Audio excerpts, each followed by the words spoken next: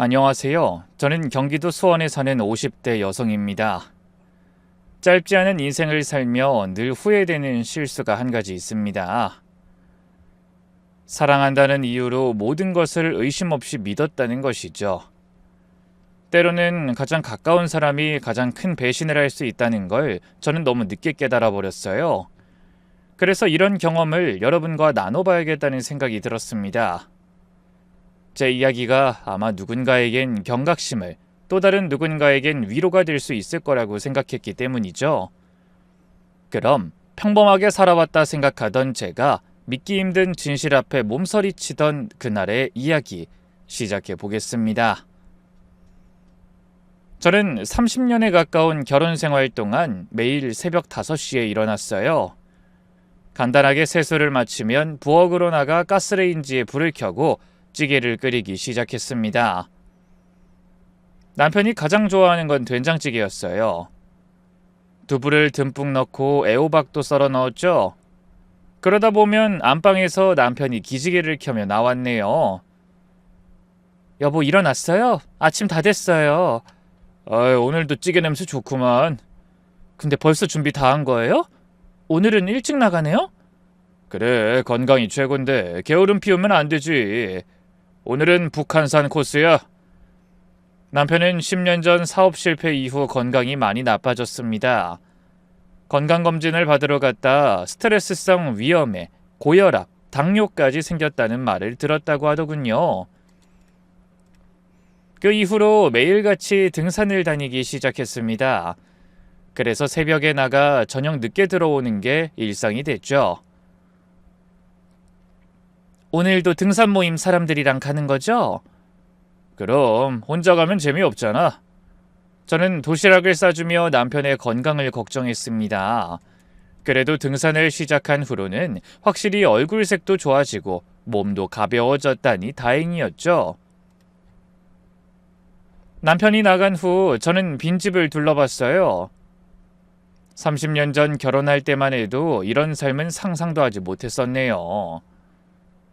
저와 남편에게는 아이가 없었거든요. 결혼 후 3년이 지나도 아이 소식이 없어 병원을 찾았더니 제 나팔관에 문제가 있다고 하더군요. 한마디로 불임이라는 겁니다. 그래서 시험관 시술도 여러 번 시도했지만 모두 실패했죠. 결국 둘이서 사는 삶을 받아들일 수밖에 없었습니다. 괜찮아, 여보. 난 애 욕심 없어. 우리 둘이면 충분하지. 그때 남편이 제 손을 잡으며 했던 말이 아직도 생생하게 기억납니다. 제가 남편에게 더욱 헌신하게 된 것도 이런 일이 있고 나서였죠. 저 때문에 부모가 되는 것도 포기한 남편을 위해 제가 더 잘해야 한다고 생각했거든요. 하지만 현실은 녹록지 않았습니다. 한때 잘 나가는 사업가였던 남편이 하루아침에 모든 걸 잃었거든요. 그 충격으로 건강까지 위협받게 되면서 제가 생계를 책임지게 됐죠.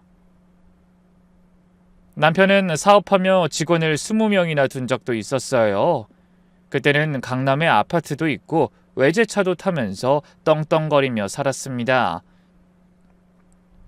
제가 친정에서 물려받은 유산도 꽤 있어서 경제적으로 무척 여유로웠죠. 하지만 10년 전 모든 게 무너져 버렸습니다. 거래처가 연쇄 부도를 내면서 남편의 회사도 큰 타격을 입고 결국 문을 닫게 된 겁니다. 미안해, 여보.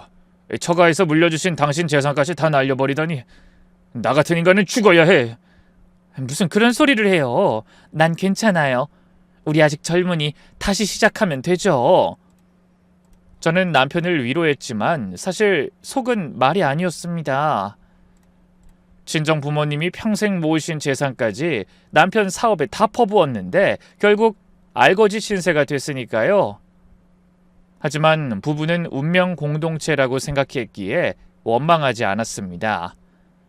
저보다 남편이 훨씬 괴로울 거라고 생각하기도 했고요. 하지만 다시 시작하자고 마음을 다독이던 저와는 다르게 남편은 재기에 어려움을 겪었어요. 사업 실패 이후 심각한 우울증에 시달렸고 건강도 나빠졌거든요.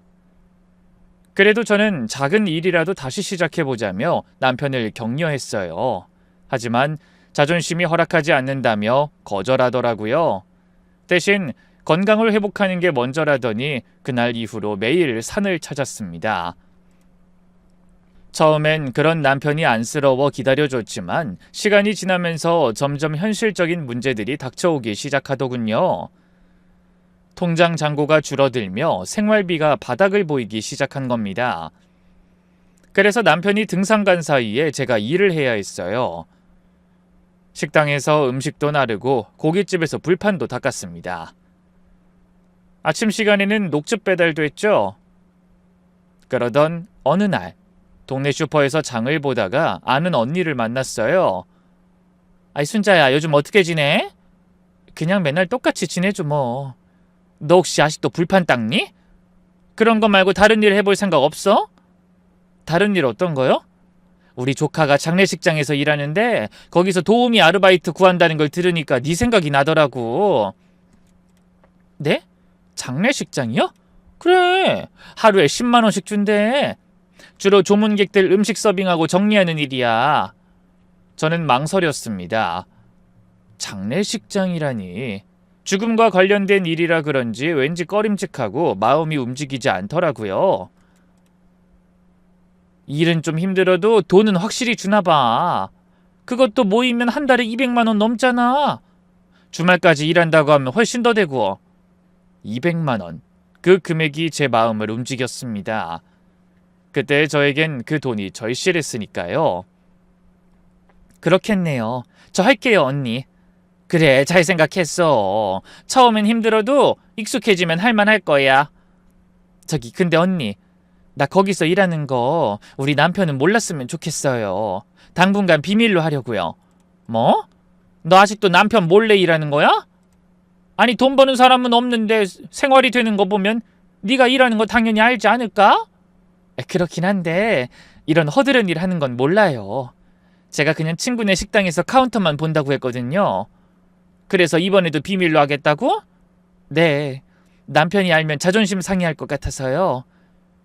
그래도 한땐 사장님이었는데 마누라가 장례식장에서 일한다고 하면 창피하고 속상할까 봐. 언니는 이해한다는 듯 고개를 끄덕였습니다. 그래, 뭐 남자들이 괜히 그런 자존심 있지. 그렇게 저는 장례식장 도우미 일을 시작했습니다. 매일 아침 남편이 등산을 가면 저도 일하러 나갔어요. 검은 유니폼을 입고 조문객들에게 음식을 날랐죠. 처음엔 어색하고 힘들었습니다. 울고 있는 유족들을 보면 마음이 아팠고 영정사진을 마주할 때마다 인생의 무상함을 느꼈죠.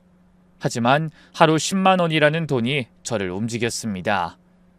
순자씨 일하는 게 익숙해진 것 같네요. 팀장이 칭찬도 해줬습니다. 네, 열심히 하겠습니다. 저녁 5시가 되면 서둘러 집으로 돌아왔습니다. 그리고 남편이 집에 오기 전에 얼른 저녁을 준비했죠. 힘들게 등산하고 돌아온 남편은 웃으며 저녁상을 받았어요. 오늘은 어땠어요? 좋았어. 날씨도 좋고 공기도 맑고 역시 산이 최고야. 그런 일상의 이야기를 나누며 저녁을 먹었어요. 남편은 여전히 제가 친구를 도와주며 편하게 돈 버는 줄 알고 저는 남편의 자존심을 위해 힘들게 일하면서도 계속 거짓말을 했죠. 그렇게 5년 가까이 남편을 산에 보낸 후 저는 장례식장으로 출근했습니다. 조문객 사이를 오가며 음식을 나르다 보면 하루가 어떻게 가는지도 모르게 시간이 흘러가더군요. 순자씨 수고했어요. 오늘은 그만 들어가도 돼요. 팀장이 퇴근을 알렸습니다. 시계를 보니 오후 5시, 서둘러 옷을 갈아입고 집으로 향했죠. 집에 도착해 현관문을 열며 생각했습니다. 오늘도 남편은 등산 잘 다녀왔겠지? 저녁은 뭘 해줄까? 이런 평범한 일상이 계속될 줄 알았습니다. 내일도 모레도 앞으로도 쭉. 하지만 얄궂은 운명은 전혀 다른 내일을 준비하고 있었네요. 30년간 쌓아온 모든 것이 무너지는 충격적인 진실을 알게 될 날을 말입니다. 그날도 평소와 다름없는 하루가 시작됐습니다.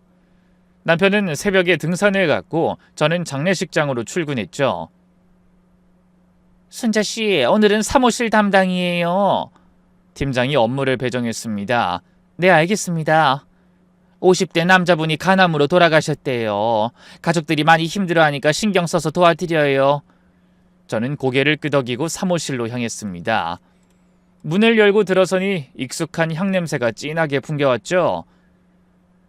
고인의 영정 앞에 상복을 입은 가족들이 앉아 있었는데 40대로 보이는 여성과 20대 초반의 남매였습니다.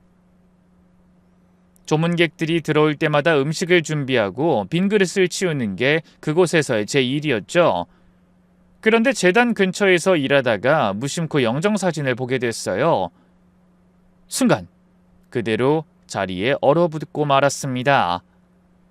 영정사진 속에서 옅은 미소를 짓고 있는 남자가 바로 제 남편이었기 때문입니다. 이게 뭐지? 저는 눈을 비비고 다시 사진을 뚫어지게 바라봤어요. 하지만 아무리 봐도 제 남편이 맞았습니다. 왼쪽 눈가에 작은 점, 살짝 휜 코, 그 특유의 미소까지 30년을 넘게 산 제가 모를 리 없었죠. 저는 손이 떨려 들고 있던 쟁반을 놓칠 뻔했습니다. 가슴이 쿵쿵 뛰기 시작했고 머릿속은 하얗게 변했네요. 이 남자 내 남편이에요. 하마터면 빈소 앞에서 이렇게 소리칠 뻔했어요. 하지만 다행히 정신줄을 붙잡고 속으로 절 진정시켰습니다. 아니야, 그럴 리 없어. 닮은 사람일 거야. 하지만 도저히 두근거림이 멈추지 않았어요. 그래서 부들부들 떨리는 손으로 핸드폰을 꺼내 남편에게 전화를 걸었습니다. 여보세요? 다행히 남편의 목소리가 들렸습니다. 평소와 다름없는 목소리였죠. 여보, 지금 어디예요?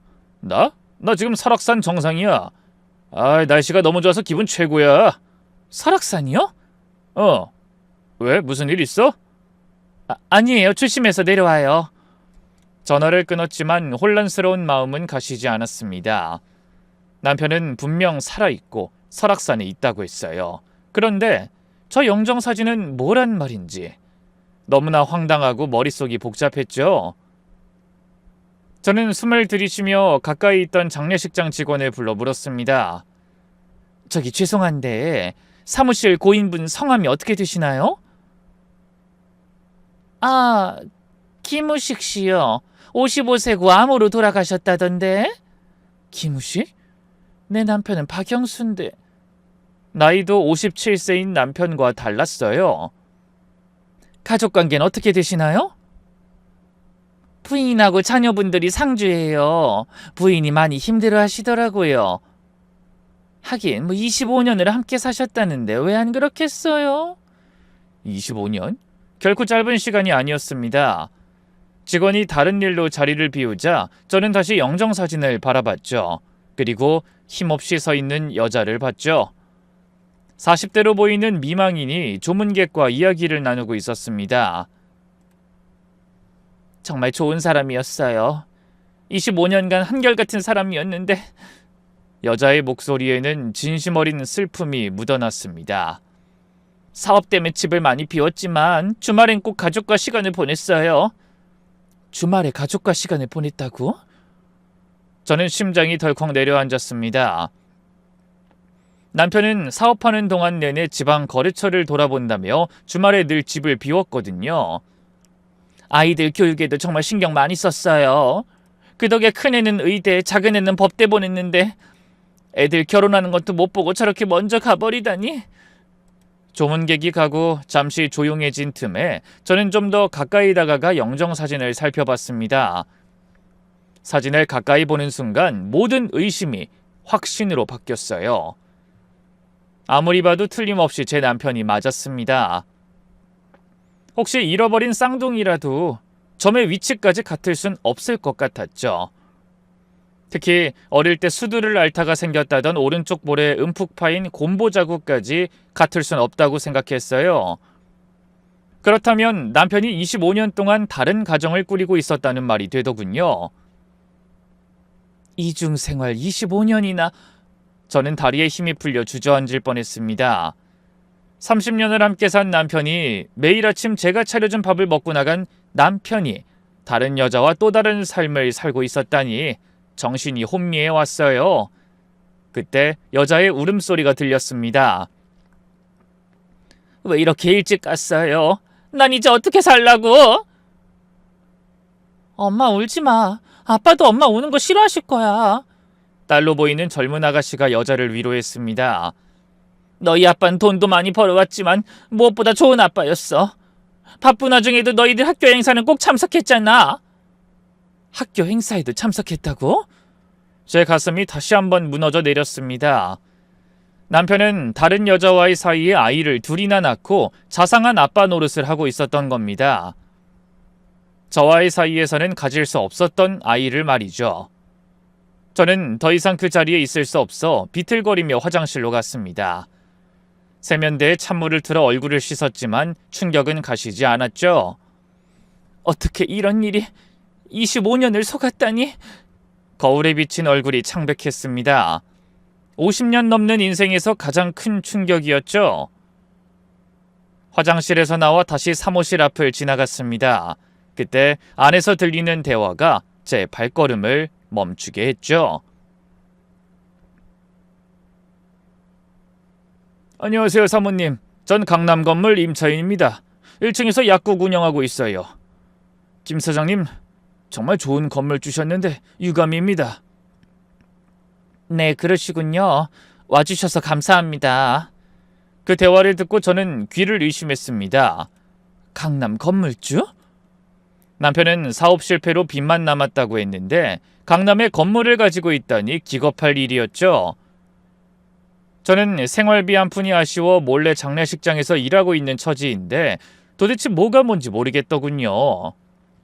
그때 제 핸드폰이 울렸습니다. 남편이었어요. 여보, 나 이제 하산하고 있어. 아, 네. 근데 당신 무슨 일 있어? 목소리가 이상한데? 아니에요. 조심해서 와요. 전화를 끊고 나서 주임에게 몸이 안 좋다고 말하고 조퇴를 부탁했어요. 저는 멀쩡한 얼굴로 일할 수가 없었거든요. 조퇴하고 집으로 가는 내내 머릿속이 복잡했습니다. 30년의 결혼 생활이 모두 거짓이었다는 사실을 어떻게 받아들여야 할지 한밤중에 낯선 곳에서 길을 잃은 기분이었어요.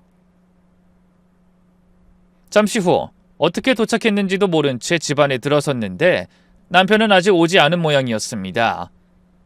저는 망설이다가 혹시나 하는 마음에 남편이 서재로 들어갔어요. 평소에는 들어가지 않던 곳이었지만 거기서라면 뭔가를 알아낼 수 있지 않을까 싶더라고요. 서재문을 열고 들어서니 책상 위에 서류들이 어질러져 있는 게 보였어요. 책장에는 남편이 사업할 때 사용하던 오래된 파일들이 꽂혀 있었죠. 저는 떨리는 손으로 서랍을 열기 시작했습니다. 처음엔 별거 없는 것 같았어요. 하지만 곧 충격적인 진실을 마주하게 하는 물건들을 발견하게 되었습니다. 남편이 오래된 신문을 모아놓던 서랍의 바닥에서 고인의 이름이라던 김우식 명의의 통장이 발견된 겁니다. 떨리는 손으로 통장을 펼쳐보니 상상 이상의 거액이 오가고 있었습니다. 그런데 자세한 내역을 살펴보던 저는 기절할 듯이 놀라고 말았네요. 제가 친정에서 받은 유산이 모두 그 계좌로 흘러들어가고 있었거든요. 내 돈을 빼돌렸어? 15년 전 친정아버지가 돌아가시면서 저에게 남겨주신 유산이 있었습니다.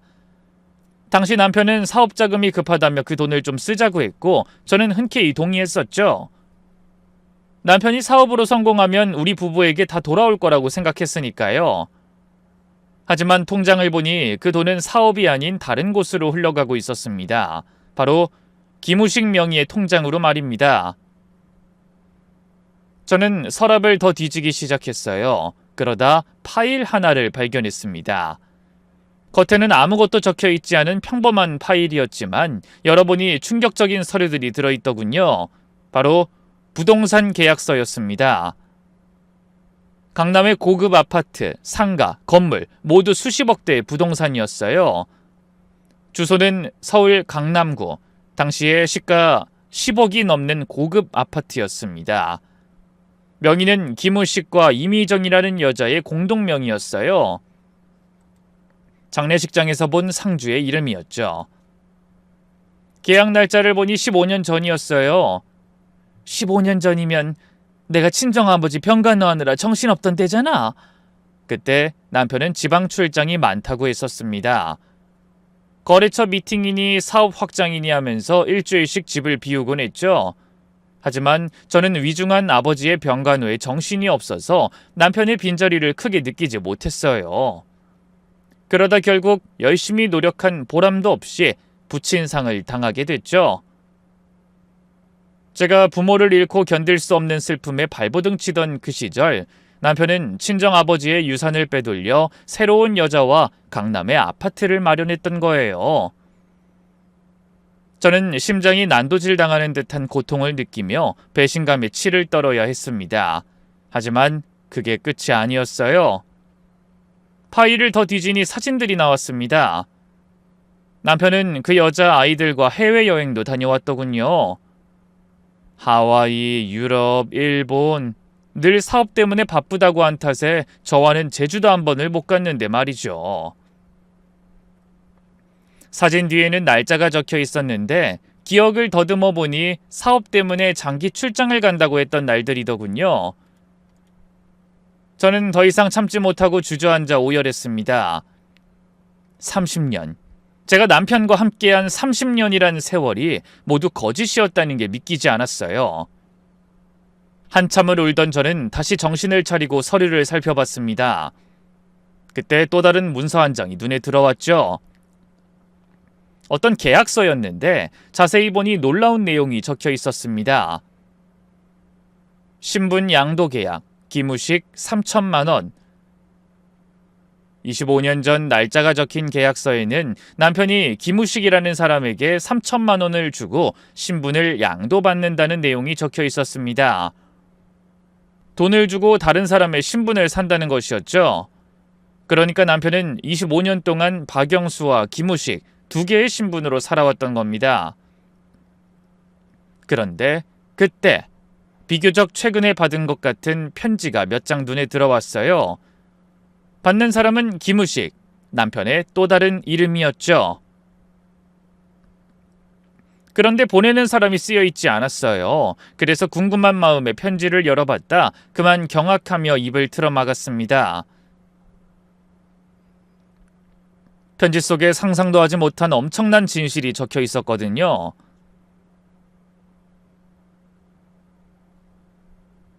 당신이 신분을 도용해 이중적인 삶을 살고 있는 걸 알고 있습니다. 10억을 준비하세요. 아니면 모든 것을 폭로하겠습니다. 그건 한눈에 봐도 협박 편지였습니다. 날짜를 보니 3개월 전부터 시작되었고 내용이 점점 더 위협적으로 변하고 있었죠. 그제야 모든 상황이 이해되기 시작했어요. 남편이 누군가의 명의를 도용해 이중적인 삶을 살고 있다는 걸 아는 사람이 협박을 시작한 겁니다. 그러자 남편은 죽음으로 위장해 가짜의 삶을 포기하려 한 것이었죠. 하지만 그게 다가 아니었어요. 편지 옆에 함께 놓인 보험 가입 서류가 한두 개가 아니더라고요. 모두 거액의 생명보험이었습니다. 남편은 거짓된 삶을 포기하는 마지막 순간까지도 명의 도용한 신분을 이용해 알뜰하게 보험금을 타내려고 했던 겁니다. 저는 혹시 몰라 모든 서류를 사진으로 찍은 뒤 원본은 제자리에 두었습니다. 그리고 거실로 나와 소파에 앉았어요. 잠시 후 현관문이 열리고 남편이 들어왔죠. 다녀왔어. 좀 늦었지? 남편은 평소와 다름없는 목소리와 표정으로 말했어요. 하지만 이제 저에게 남편은 과거의 그 남자가 아니었습니다. 25년 동안 저를 완벽하게 속여온 뻔뻔한 파렴치한일 뿐이었죠. 맘 같아서는 당장 내 집에서 나가라고 소리치고 싶었어요. 하지만 남편이 숨기고 있는 거짓이 어디까지인지 알아내려면 시간이 더 필요할 것 같았습니다. 그래서 애써 평정심을 유지하려 노력하며 저녁을 차렸네요. 김치찌개와 제육볶음, 그리고 남편이 좋아하는 깻잎 장아찌까지 내놨어요. 30년 동안 해온 일이었지만 그날만큼은 모든 게 낯설게 느껴지더군요. 오늘 등산은 어땠어요? 좋았지. 설악산 공기가 정말 맑더라. 당신도 같이 갔으면 좋았을 텐데. 태어난 남편의 말에 저도 모르게 육두문자를 내뱉을 뻔했습니다. 저녁을 먹고 남편이 샤워하러 들어간 사이 저는 결심했어요. 다시 그 빈소에 가서 좀 더 확실히 정황을 알아봐야겠다고요. 다음 날 남편이 평소처럼 등산 간 후 저는 다시 장례식장으로 향했습니다.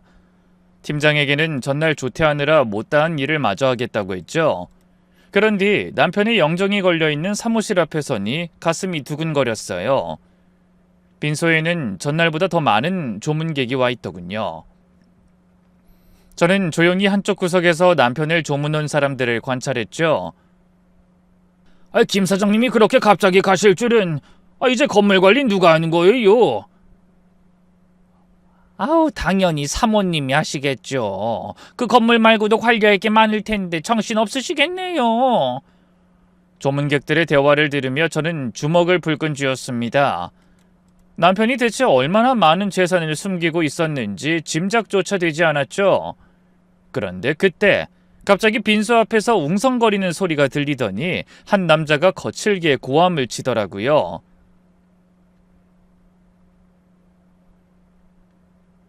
김우식이 여기 있다고 들었는데! 그러더니 팔에 커다란 문신이 새겨진 덩치 큰 남자 2명이 들어왔네요. 위협적인 문신만큼이나 인상도 사나워 보이는 사람들이었죠. 여기서 이러시면 안 됩니다. 정숙하셔야 할 장례식장이에요. 직원이 막으려 했지만 남자들은 인상을 쓰며 거칠게 밀치고 들어왔습니다. 김우식! 죽은 척하지 말고 나와! 어디서 허접한 연극이야! 우린 다 알고 있다고! 순간 장내가 술렁이며 놀란 남편의 여자가 벌떡 일어났어요. 그게 무슨 말씀이세요? 제 남편은 이미... 남편? 그 사기꾼이 당신 남편이라고? 남자 중 한 명이 비웃으며 서류를 꺼냈습니다. 여기 봐! 그 인간은 김우식이 아니라고! 25년 전에 우리 형한테 3천만 원 주고 신분 샀잖아! 뭐라고요? 그게 무슨... 여자의 얼굴이 하얗게 질렸습니다. 김우식은 가짜야. 이미 다른 여자랑 가정 꾸리고 있던 유부남이지. 설마 몰랐다고 할 건 아니겠지? 거짓말. 그 사람이 그럴 리 없어요. 여자가 떨리는 목소리로 외쳤지만 남자들은 물러설 기미가 보이지 않았어요. 거짓말? 여기 계약서 있잖아. 우리 형이 죽기 전에 다 털어놨어.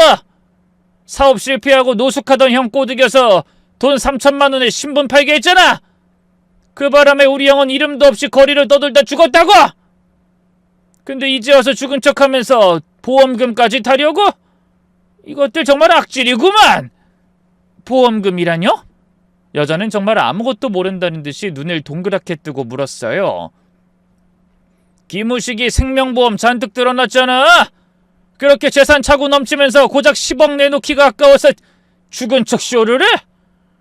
얘기를 듣다 보니 그 사람들의 정체를 알겠더군요. 남편 서재에서 본 협박편지의 주인공들이 바로 그 사람들이었어요. 여자가 충격을 받은 듯 비틀거리자 아들로 보이는 젊은 남자가 황급히 자기 엄마를 부축하더군요. 엄마, 괜찮으세요? 말도 안 돼요. 그 사람은 법 없이도 살 사람이라고요. 그런 무서운 짓을 저지를 사람이 아니란 말이에요. 하지만 서류를 받아들고 읽기 시작한 여자는 점점 표정이 변해갔어요. 충격, 배신감, 분노가 차례로 스쳐가는 것 같았네요. 그럼 나를 25년 동안이나 속였단 말이야? 여자의 목소리가 분노로 심하게 떨렸어요. 그럼 우리가 알아본 바로는 본처랑도 30년째 같이 살고 있었어. 30년? 본처가 있다니. 그럼 내가... 여자는 이제 거의 울부짖고 있었어요. 엄마, 이게 무슨 말도 안 되는 소리예요. 아빠가 가짜라니. 아들이 당황해서 물었습니다. 우리가 25년 동안 봐온 아빠가 가짜라고? 딸도 믿을 수 없다는 표정이더군요. 그때 이 모습을 지켜보던 조문객이 눈을 크게 뜨고 끼어들었습니다. 아니, 그럼 김 사장이 죽지 않았다는 겁니까? 그래, 저 영정사진 가짜야.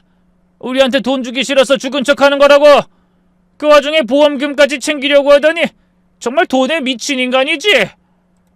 장례식장은 완전히 아수라장이 되었습니다. 조문객들은 수근거리기 시작했고 남편의 여자는 목 놓아 울었죠. 25년, 내 인생 25년이... 저는 그 광경을 보며 묘한 감정을 느꼈습니다. 나만 속은 게 아니었구나. 저 여자도 똑같이 속고 살았구나. 그 감정은 뭐라고 표현할 수가 없을 것 같네요.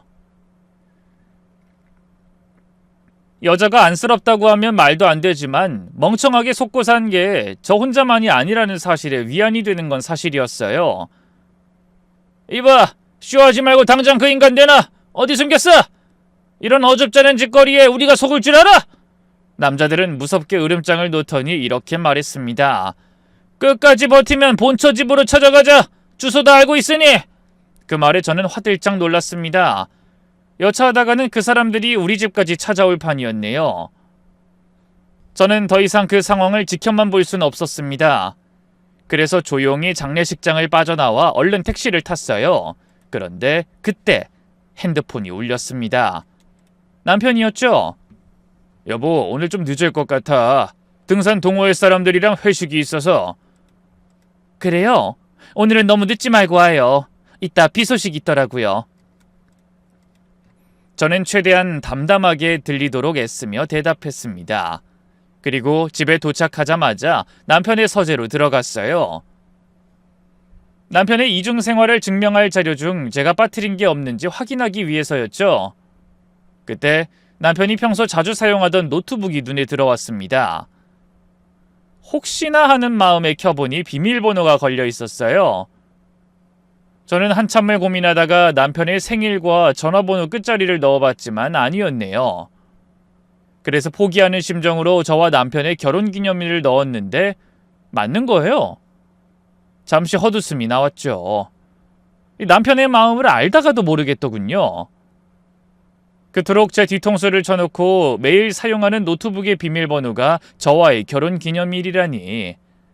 하지만 저는 그 일에 의미를 부여하지 않기로 했습니다. 어떤 말이나 행동으로도 용서받을 수 없는 사람이 바로 남편이었으니까요. 노트북이 열리자 바탕화면엔 여러 폴더가 있었는데 그중 법무법인 서류라는 폴더가 눈에 띄었습니다. 폴더를 열어보니 변호사에게 질문하기 위한 글들이 정리돼 있었어요. 질문을 하려는 건 남편의 여자였고 날짜를 보니 2년 전이더군요. 헌데 그 내용을 천천히 읽어 내려가던 저는 또 다른 충격에 입을 떡 벌린 채 그대로 얼어버렸습니다. 변호사님, 지난번 상담 때 말씀드린 대로 저는 25년간 김우식과 혼인관계를 유지하고 있습니다. 하지만 남편의 본명은 박영수고 법적 배우자가 따로 있습니다. 결혼하고 3년 만에 알게 된 사실이지만 아이들의 장래와 경제적 안정을 위해선 침묵할 수밖에 없었습니다. 혹시 향후 이 관계가 문제될 경우 저와 혼인관계에 있는 김우식의 재산에 대해 제가 재산 분할을 청구할 수 있을까요? 현재 대부분의 부동산이 저와 김우식의 공동명의로 되어 있습니다. 본처가 나타나더라도 제 권리를 지킬 수 있는 방법을 알려주시길 바랍니다. 저는 소름이 돋았습니다. 여자는 이미 오래전부터 남편의 정체를 알고 있었던 거예요. 아니, 단순히 알고만 있었던 게 아니라 적극적으로 자신의 이익을 지키려 준비하고 있었던 겁니다. 그래놓고 장례식장에서는 마치 남편의 정체를 처음 알게 돼 놀란 듯이 통곡했던 거죠. 오리발도 그런 오리발이 없었습니다. 남편보다 더한 여자라는 생각에 제가 잠시나마 그 여자를 동정하는 마음을 먹었던 게 기막히더군요. 이미 예전부터 두 사람은 한 배를 타고 저를 비웃듯 재산을 빼돌리고 있었던 겁니다. 전 그것도 모르고 남편이 애 못 낳는 저를 감싸며 살아주는 것에 감동해 친정 부모님의 유산을 탕진하고 생활비 한 푼 못 받은 채 10년을 살아왔네요. 그러면서도 불평 한마디 없이 오히려 놀고 먹는 남편의 눈치를 보고 쉬쉬하며 일했던 거예요. 저는 분노에 떨며 남편을 기다렸습니다. 하지만 늦을 거라던 남편은 그날 새벽이 되도록 들어오지 않았어요. 아무래도 낮에 빈소에서 일어난 소동을 알게 돼 몸을 숨긴 게 아닌가 하는 생각이 들었죠. 남편을 협박하던 사람들이 우리 집도 알고 있다고 했으니까요. 그래서 저는 입술을 깨물며 한 가지 결심을 하고 새벽 4시에 텅 빈 거리로 나왔습니다. 그런 다음 택시를 잡아 타고 남편이 있을 것으로 짐작되는 곳으로 향했네요. 서재에서 발견된 서류에 있던 강남의 오피스텔이었죠. 잠시 후 오피스텔 앞에 도착한 저는 심호흡을 한 뒤 인터폰을 눌렀습니다. 안에선 역시 익숙한 목소리가 들려왔죠. 누구세요? 나예요, 순자. 그 한마디에 한참의 침묵이 흐른 후 문이 열렸습니다. 그리고 초췌한 얼굴의 남편이 고개를 내밀고 절 바라봤죠. 당신이 어떻게 여길... 나도 이제 다 알게 됐어요. 25년간의 거짓말, 여자, 당신의 차식, 그리고 숨겨놓은 재산들까지 전부 다요. 남편의 얼굴이 하얗게 질렸습니다. 그 여자가 당신 노트북에서 변호사한테 질문하려고 정리한 문서도 봤어요. 오래전부터 당신의 정체를 알고 있었다는 것, 오히려 변호사까지 선임해서 재산을 지킬 준비를 했다는 것도요. 둘 다 뻔뻔한 게 참 많이 닮았더군요. 여보, 순자야. 혹시 당신이 죽은 척하는 것도 그 여자의 아이디어였어요? 죽은 척해서 협박범들한테서도 벗어나고 보험금도 챙기려고? 제 말을 들은 남편은 힘없이 의자에 주저앉았습니다. 왜 말이 없어? 나한텐 변명조차 할 필요가 없다는 거야? 적어도 어떻게 된 건지 설명은 해야 할 거 아니야?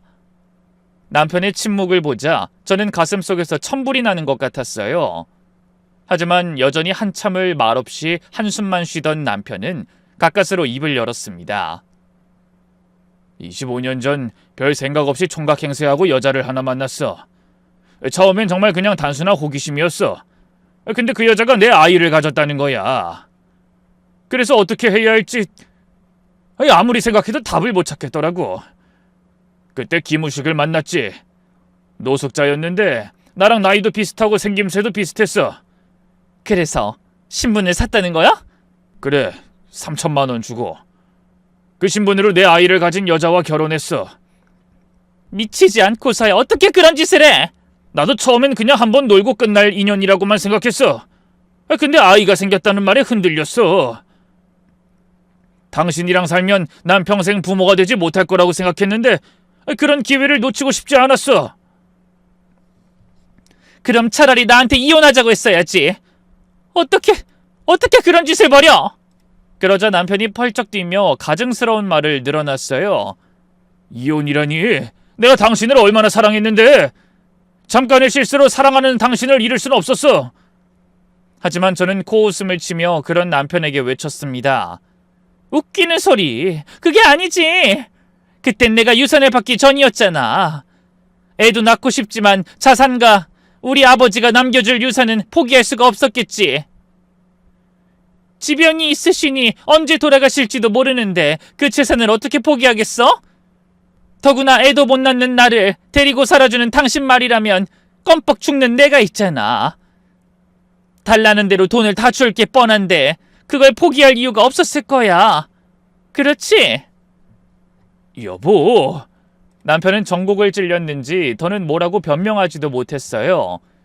저는 이를 갈며 다시 물었습니다. 그 여자는 언제부터 한 거야? 혹시 이미 유부남인 걸 알면서도 애를 가진 거야? 아니야, 처음엔 정말 몰랐어. 그러다 우연한 기회에 내가 다른 신분으로 산다는 걸 알게 됐어. 처음엔 당연히 화를 냈지. 하지만 시간이 지나면서 현실을 받아들였어. 애가 둘이나 있는데 어쩌겠어. 그런 사람 치고는 아주 작정하고 연기를 하던데 아무것도 모르는 피해자 흉내내면서 곧 쓰러질 것처럼 울더라고. 애들 때문에 그랬을 거야.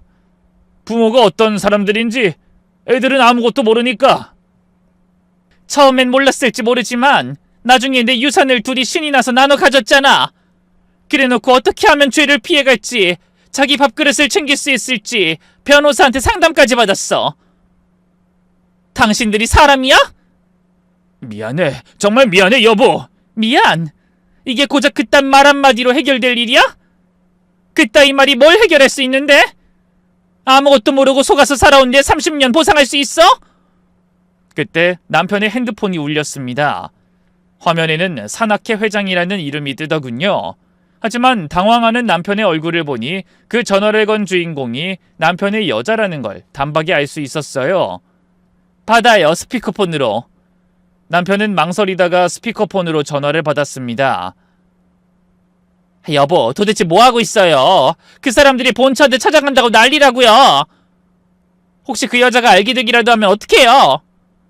우리 차라리 얼른 보험금 타고 재산 다 처분해서 외국으로 나가요. 아무리 생각해도 그게 최선이에요. 그러다 갑자기 여자가 말을 멈췄습니다. 자신이 실수했다는 걸 깨달은 것 같았죠. 여보? 혹시 혼자가 아닌 거예요? 누구랑 있어요? 설마... 그 말에 남편 대신 제가 대답했죠. 맞아. 내가 30년 된 당신이 말한 그 본처야. 전화 저편이 잠시 조용해졌습니다. 그래서요. 뭐 이제 어쩔 건가요? 여자는 애써 냉정한 목소리를 유지하려는 것 같았어요. 하지만 제가 아무 말이 없자 조급함을 감추지 못하고 계속 떠들더군요. 난 25년 동안 그 남자랑 살았어요. 아이도 둘이나 낳았고 엄연히 사실혼으로 인정받을 수 있어요. 건물도 집도 나랑 남편 공동명이라고요.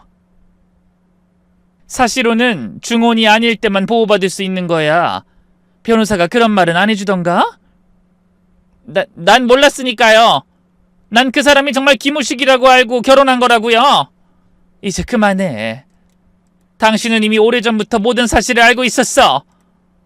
그래도 내 유산을 포기할 수가 없었겠지. 천년만년 비밀을 유지하면서 살 수 있을 줄 알았을 텐데 미처 협박범이 나타날 줄은 몰랐겠지. 뭐라는 거야?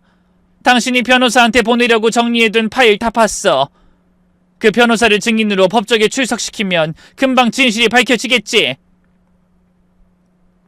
피해자 흉내는 이제 그만둬.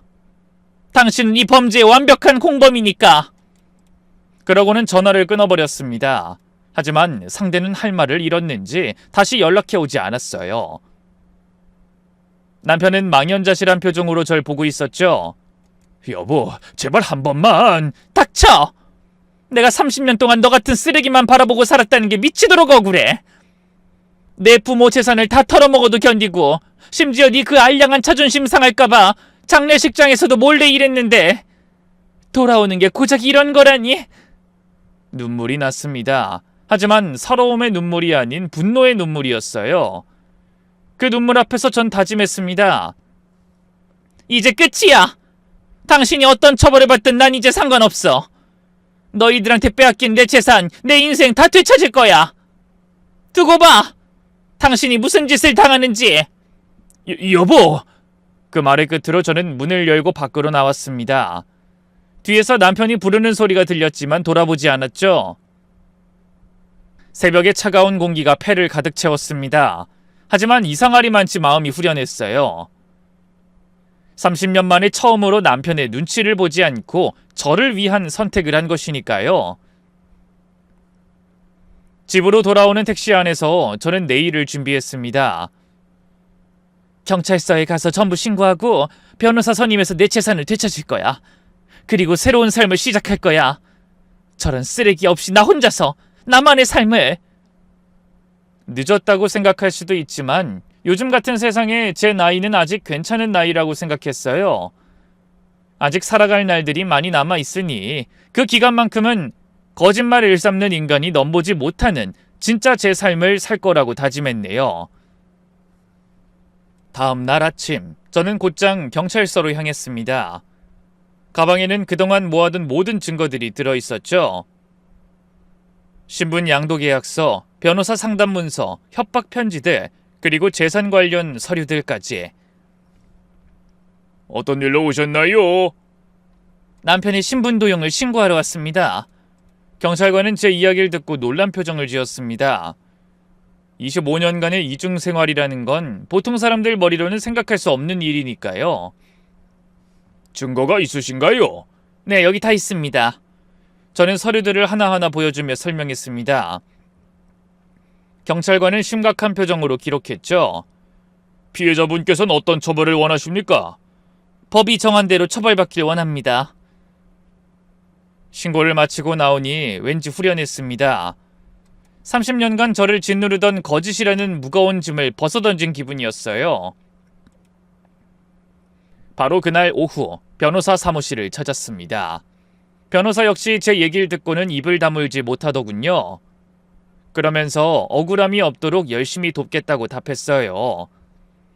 남편에게 이혼의 책임이 있으니 재산 분할이나 위자료 면에서도 강하게 나갈 수 있다고 하더군요. 얼마 후 재판이 시작되었습니다. 남편은 신분도용 혐의를 모두 인정했어요. 하지만 여자는 끝까지 자신은 피해자라고 주장했죠. 그래도 빠져나갈 순 없었습니다. 결국 남편은 사기, 주민등록법 위반, 사문서 위조 및 위조 사문서 행사 혐의로 징역 5년, 여자는 징역 2년을 선고받았어요. 남편은 고개를 떨구었고 여자는 믿을 수 없다는 표정이었죠. 재산 문제도 조금씩 해결되기 시작했습니다. 변호사가 힘써준 덕에 강남의 건물과 아파트가 제 이름으로 돌아왔죠. 물론 제주도 펜션과 상가 등 남은 재산이 많지만 일단 조금이라도 찾게 된 것에 감사하고 앞으로도 포기하지 않고 제 재산을 되찾기 위해 끝까지 싸울 것을 다짐했네요.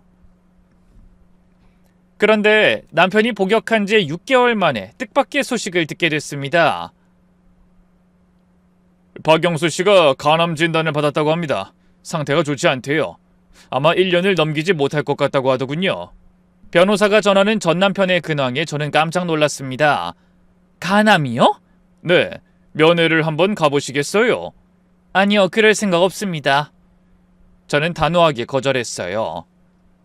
10년 동안 건강을 핑계로 거짓말하고 간암으로 죽었다며 죽음도 위장했던 남편에게 정말로 이상이 찾아온 것 같더군요.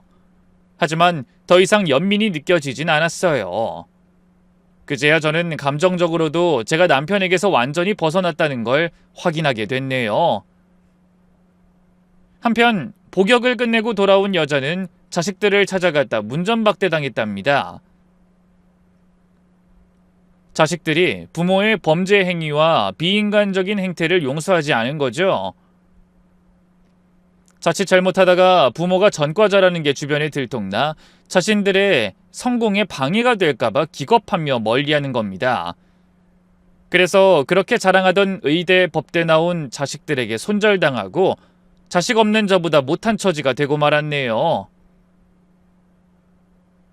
머지않아 병에 걸린 남편까지 떠나고 나면 여자에게는 남편도 자식도 재산도 남지 않게 될 형편이더군요. 그 후로 저는 조용한 주택가의 초입에 작은 카페를 하나 열었네요. 늦은 나이에 시작한 새로운 도전이었지만 행복했어요. 카페 한쪽 벽엔 제가 좋아하는 문구를 적어두기도 했습니다. 오늘이 남은 인생의 첫날이다. 오늘도 카페 문을 열며 생각합니다. 늦었다고 생각할 때가 가장 빠른 때라고. 50대에 새 출발한 제가 드리는 말씀이니 믿으셔도 될 겁니다. 창밖으로 보이는 거리가 무척이나 활기찹니다. 젊은 연인들, 가족들, 친구들이 지나갑니다. 부디 그들이 앞으로도 계속 지금처럼 거짓 없이 당당하게 살아가길 바랍니다. 그래야 진정한 자신의 모습을 지키며 오래도록 행복할 수 있을 테니까요. 어떤 이유로든 거짓된 삶은 언젠가 파국으로 끝난다는 걸 제 사연을 통해 아시게 되셨으리라 생각합니다. 그럼 아무리 깊은 배신을 당해도 아무리 늦은 나이라도 새롭게 시작할 수 있는 용기를 지닌 여러분이 되시길 바라며 저는 이만 물러가겠습니다. 감사합니다.